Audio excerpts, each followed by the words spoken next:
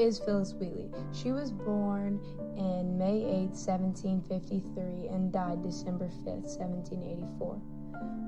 She was kidnapped by her family in West Africa and enslaved and shipped to American colonies.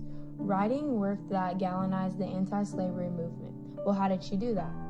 In the summer of 1761, John Wheatley, a very successful Boston merchant, bought a young girl to serve for his wife. She was very weak from the horrific slave ship. Therefore, he gave her the name of the ship and named it Phillis, but no one knew her real name. After the Wheatleys recognized how smart she was and intelligent she was, they decided as a family to give her the proper education she needed. By the age of 12 years old, she was reading in Greek and Latin as well as writing poetry. She was the first to publish at the age of 14 years old, and one of her poems became so popular in the colonies. So many people doubted a young black woman could write a poem.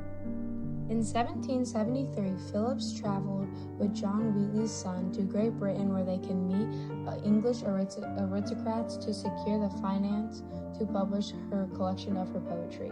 When she came back to the U.S., the Wheatley family granted her freedom, but she still continued to live with them.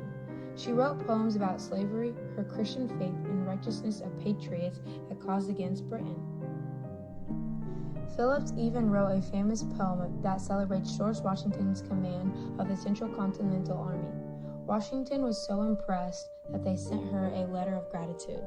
When the Wheatley family died, Phillis was left in a bad position. Her poems were still known, but they gave her no regular income. She had no experience with physical labor, so she married a black free man named John Peters, and he was a businessman. She continued publishing poems, but when her man had to go to prison, she had no choice but to work as a kitchen maid. She got ill at the age of 31 and had no one to turn to, so she ended up dying alone. Phillis Wheatley was a trailblazer as a black female poet.